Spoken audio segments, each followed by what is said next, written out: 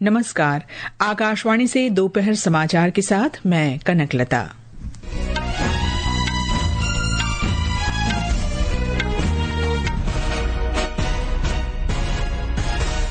दिल्ली की एक अदालत ने IRCTC भ्रष्टाचार मामले में लालू यादव, तेजस्वी यादव, राबड़ी देवी और अन्य के खिलाफ आरोप तय किए। निर्वाचन आयोग ने बिहार विधानसभा चुनाव के दूसरे चरण के लिए अधिसूचना जारी की। भाजपा पहले चरण के उम्मीदवारों की पहली सूची आज जारी करेगी।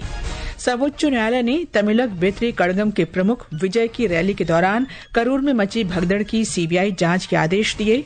इस भगदड़ में 41 लोगों की मौत हो गई थी। विदेश मंत्री डॉक्टर S जयशंकर ने कनाडा के विदेश मंत्री अनीता आनंद के साथ बैठक की। उन्होंने कहा, दोनों देश साझेदारी को आगे बढ़ाने के तौर तरीकों को बहाल करने के लिए काम कर रहे हैं। हमास ने गजा शांति योजना के तहत पहले चरण में 7 बंधकों को रिहा किया। अमेरिका के राष्ट्रपति डोनाल्ड ट्रंप इजरायली बंधकों के परिवारों से मिलने तेल अवीव पहुंचे। और दिल्ली में वेस्टइंडीज ने दूसरे क्रिकेट टेस्ट मैच में भारत के खिलाफ अपनी दूसरी पारी में 55 रन की बढ़त बनाई।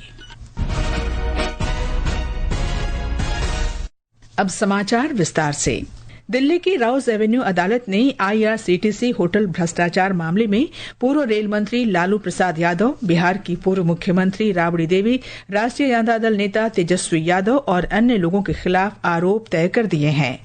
भ्रष्टाचार निरोधी अदालत के विशेष न्यायाधीश विशाल गोगने ने ये आदेश पारित किया। अदालत ने तीनों के खिलाफ भ्रष्टाचार, आपराधिक साजिश और धोखाधड़ी के आरोप तय किए हैं। केंद्रीय जांच ब्यूरो CBI ने आरोप लगाया है कि लालू यादव और उनके परिवार ने 2004 और 2009 के बीच लालू यादव के रेल मंत्री के कार्यकाल के दौरान एक निजी फर्म को ठेके देने के लिए रिश्वत के रूप में बेशकीमती जमीन स्वीकार की थी। लालू यादव परिवार ने जांच पर सवाल उठाए हैं और कहा है कि उनके खिलाफ कोई सबूत नहीं है। बिहार विधानसभा चुनाव के दूसरे चरण की अधिसूचना जारी होने के साथ ही 20 जिलों के 122 निर्वाचन क्षेत्रों के लिए नामांकन प्रक्रिया शुरू हो जाएगी। 20 अक्टूबर तक नामांकन भरे जा सकते हैं। इनकी जांच 21 अक्टूबर को होगी। एक रिपोर्ट। बिहार विधानसभा चुनाव के दूसरे चरण में भारत नेपाल सीमा पर स्थित 7 जिलों के अलावा दक्षिणी बिहार के 8 जिलों में भी मतदान होगा। इस चरण में सीमांचल के जिलों किशनगंज, अररिया, पूर्णिया, कटिहार के मतदाता वोट डाल सकेंगे। वहीं मगध क्षेत्र के जिलों गया, जहानाबाद, औरंगाबाद और नवादा में भी इसी चरण में मतदान होगा। दूसरे चरण के चुनाव में स्वतंत्र और शांतिपूर्ण चुनाव प्रक्रिया सुनिश्चित करने के लिए पड़ोसी राज्यों की सुरक्षा एजेंसियों के साथ समन्वय के साथ फ्लैग मार्च और नक्सल विरोधी गतिविधियां चलाई जा रही हैं। धर्मेंद्र कुमार राय, आकाशवाणी समाचार, पटना। बिहार में प्रदेश भाजपा अध्यक्ष डॉक्टर दिलीप जायसवाल ने कहा है कि विधानसभा चुनाव के लिए उम्मीदवारों की सूची को अंतिम स्वीकृति दे दी गई है और पहले चरण के लिए नामों की घोषणा आज शाम कर दी जाएगी। पटना में संवाददाताओं से बातचीत में डॉक्टर जायसवाल ने कहा कि गठबंधन सहयोगियों के साथ सीटों के बंटवारे पर फैसला सौहार्दपूर्ण माहौल में लिया गया। NDA गठबंधन ने अपना सीट शेयरिंग की घोषणा कर दी है कि हम 5 पांडव चट्टानी एकता के साथ बिहार विधानसभा के चुनाव में जाएंगे और सबसे पहले हम लोगों ने सीट शेयरिंग की घोषणा की और अब हम लोग जो है आज शाम से उम्मीदवार की घोषणा शुरू करेंगे। जन स्वराज पार्टी भी आज उम्मीदवारों के नामों की दूसरी सूची जारी कर सकती है। पार्टी 51 उम्मीदवारों की पहली सूची जारी कर चुकी है।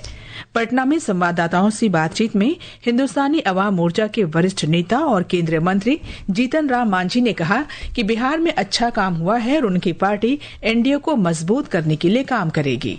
नरेंद्र मोदी जी और नीतीश कुमार बिहार में और भारत में अच्छा काम हो रहा है, तो कामों को देखते हुए और किसी प्रकार का व्यवधान नहीं हो हमारी तरफ से, ये हमारी सबसे बड़ी प्राथमिकता है। इसलिए सीट शेयरिंग के नाम पर किसी प्रकार का कोई हमको ये नहीं है, हम हर तरह से साथ हैं। इस बीच महागठबंधन के घटक दलों के बीच सीट बंटवारे को लेकर बैठकें अब भी चल रही हैं। प्रदेश कांग्रेस अध्यक्ष राजेश राम ने कहा है कि सीट बंटवारे पर फैसले को अंतिम रूप दे दिया गया है और औपचारिक घोषणा जल्द ही की जाएगी।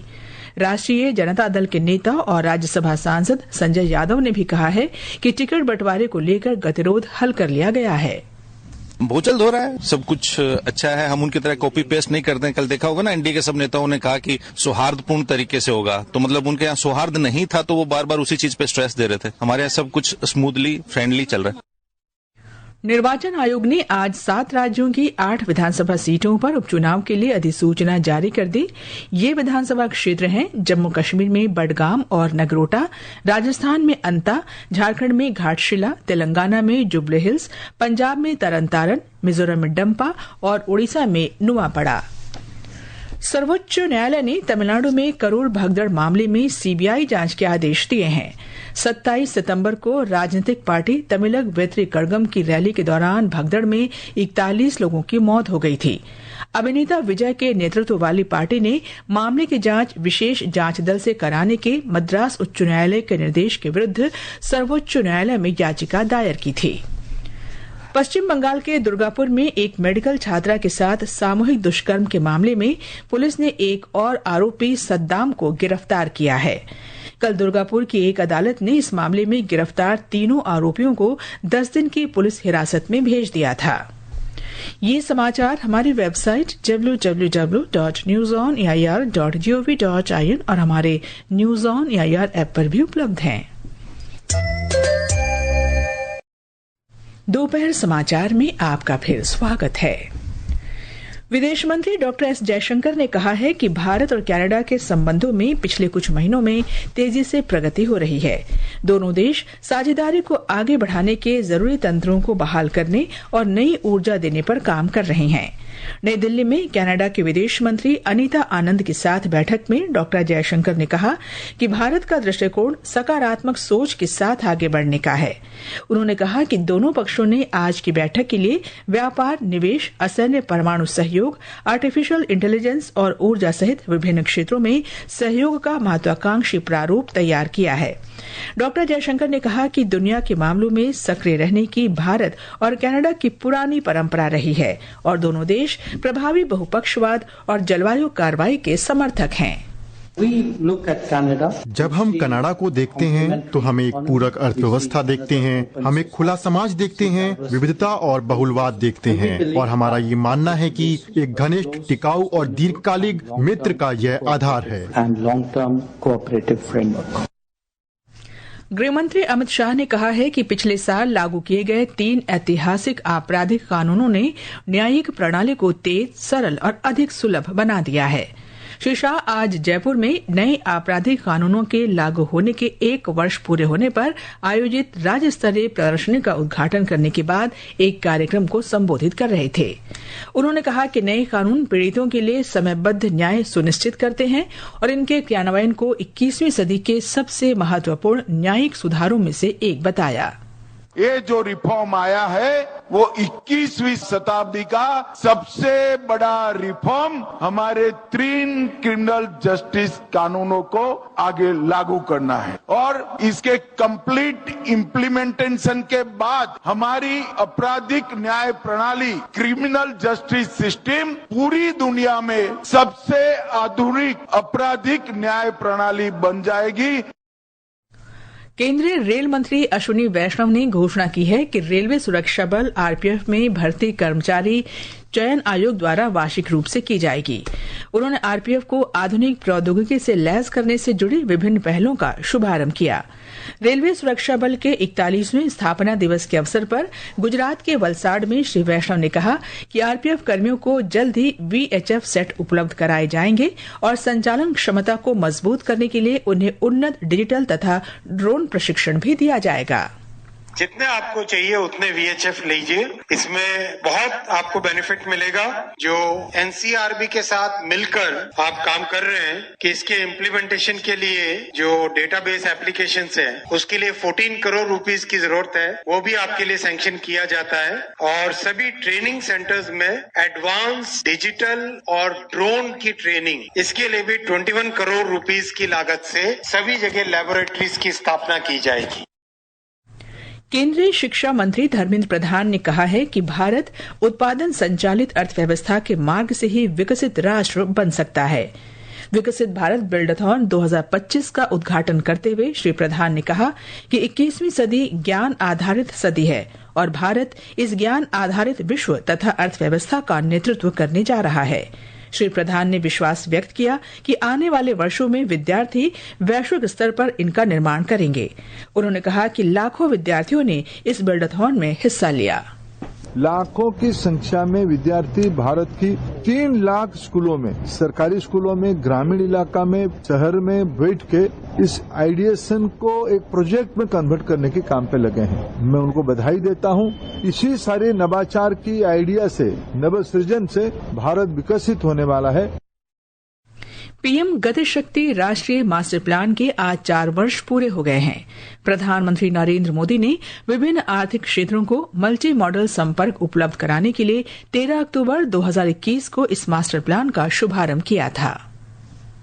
पीएम गति शक्ति योजना के तहत 57 केंद्रीय मंत्रालयों और 36 राज्यों और केंद्र शासित प्रदेशों को एक ही डिजिटल प्लेटफॉर्म पर जोड़ा गया है, जिसमें 1700 से अधिक डेटा लेयर शामिल हैं। इस पहल के तहत नेटवर्क प्लानिंग ग्रुप की व्यवस्था बनाई गई है, जो विभिन्न परियोजनाओं का मूल्यांकन, एकीकृत योजना, बहुविधता, अंतर्विधता, सरकार के समग्र दृष्टिकोण और अंतिम छोर तक संपर्क को ध्यान में रखकर करता है। अब तक 293 परियोजनाओं, जिनकी कुल लागत 13,59,000 करोड़ रुपए से अधिक है, का मूल्यांकन नेटवर्क प्लानिंग ग्रुप के माध्यम से किया गया है। इस वर्ष लगभग 25 कार्यशालाएं और प्रशिक्षण सत्र आयोजित किए गए हैं, जिनमें 100 अधिकारियों ने हिस्सा लिया। अब तक कुल 25,000 से अधिक अधिकारियों को प्रशिक्षण दिया जा चुका है। जीआईएस आधारित मैपिंग, रियल टाइम मॉनिटरिंग और मल्टी मॉडल कनेक्टिविटी के जरिए गति शक्ति योजना टिकाऊ आधारभूत संरचना का निर्माण कर रही है और भारत को 2047 तक विकसित राष्ट्र बनाने के लक्ष्य की ओर आगे बढ़ रही है। अमन यादव, आकाशवाणी समाचार, दिल्ली।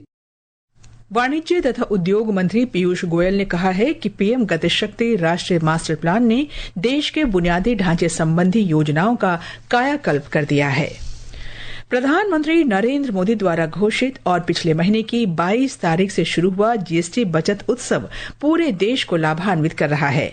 इसी कड़ी में आज प्रस्तुत है जीएसटी सुधारों से सशक्त होते पंजाब के विभिन्न उद्योगों पर हमारे संवाददाता की एक रिपोर्ट। नए जीएसटी सुधार पंजाब के कारीगरों, किसानों और छोटे व्यवसायों के लिए एक बड़ी राहत है। इन सुधारों के तहत राज्य में कई वस्तुओं पर अब न्यूनतम कर लग रहा है, जिससे पारंपरिक और क्षेत्रीय उत्पादन अधिक किफायती हो गए हैं और स्थानीय उत्पादन को बढ़ावा मिल रहा है। यह सुधार पंजाब के कपड़ा और शिल्प क्षेत्रों के लिए विशेष महत्व रखता है। फुलकारी कढ़ाई, जो लगभग 20,000 कारीगरों का आधार है, उस पर अब 12% के बजाय 5% कर लगाया गया है, जिससे घरेलू और अंतर्राष्ट्रीय बाजारों में बिक्री को बढ़ावा मिल रहा है। लुधियाना और अमृतसर में बने ऊनी शॉल और दुपट्टा पर कर को 5% कर दिया गया है, जिससे बुनकरों और छोटी इकाइयों को अपनी पहुंच बढ़ाने में मदद मिलेगी। नए जीएसटी सुधार बिक्री बढ़ाने, आजीविका को बनाए रखने और त्योहारों के मौसम के दौरान पंजाब के विनिर्माण क्षेत्रों को ऊर्जा प्रदान कर रहे हैं। रोहन के साथ दृष्टि पुनियानी, आकाशवाणी समाचार, दिल्ली। ये समाचार आकाशवाणी से प्रसारित किए जा रहे हैं। ये आकाशवाणी है। इजरायल हमास युद्ध विराम योजना के पहले चरण के अंतर्गत गाजा से जीवित इजरायली बंधकों की पहली रिहाई शुरू हो गई है। हमास ने आज 7 इजरायली बंधकों को रिहा कर रेड क्रॉस को सौंप दिया। इस बीच अमेरिकी राष्ट्रपति डोनाल्ड ट्रंप आज इजरायल के तेल अवीव पहुंच गए हैं। अमेरिकी राष्ट्रपति भवन के अनुसार श्री ट्रंप इजरायली बंधकों के परिवारों से मिलेंगे और इजरायली संसद को संबोधित करेंगे। भारत के साथ 2 टेस्ट क्रिकेट मैचों की श्रृंखला के दूसरे और अंतिम मैच में वेस्टइंडीज ने आज दूसरी पारी में 9 विकेट पर 341 रन बना लिए हैं। आज मैच के चौथे दिन वेस्टइंडीज ने कल के स्कोर 2 विकेट पर 173 रन से आगे खेलना शुरू किया। आकाशवाणी का समाचार सेवा प्रभाग आज रात 9:30 बजे फोन इन कार्यक्रम पब्लिक स्पीक में ऑनलाइन तथा सोशल मीडिया अपराधों से सुरक्षित रहने के उपायों पर परिचर्चा प्रसारित करेगा। अंत में मुख्य समाचार एक बार फिर। दिल्ली की एक अदालत ने आईआरसीटीसी भ्रष्टाचार मामले में लालू यादव, तेजस्वी यादव, राबड़ी देवी और अन्य के खिलाफ आरोप तय किए। निर्वाचन आयोग ने बिहार विधानसभा चुनाव के दूसरे चरण के लिए अधिसूचना जारी की। भाजपा पहले चरण के उम्मीदवारों की पहली सूची आज जारी करेगी। सर्वोच्च न्यायालय ने तमिलक वेत्री कड़गम के प्रमुख विजय की रैली के दौरान करूर में मची भगदड़ की सीबीआई जांच के आदेश दिए। इस भगदड़ में 41 लोगों की मौत हो गई थी। विदेश मंत्री डॉक्टर एस जयशंकर ने कनाडा की विदेश मंत्री अनीता आनंद के साथ बैठक की। उन्होंने कहा, दोनों देश साझेदारी को आगे बढ़ाने के तौर तरीकों को बहाल करने के लिए काम कर रहे हैं। और दिल्ली में वेस्टइंडीज ने दूसरे क्रिकेट टेस्ट मैच में भारत के खिलाफ अपनी दूसरी पारी में 72 रन की बढ़त बनाई। इसके साथ ही दोपहर समाचार का ये अंक समाप्त हुआ।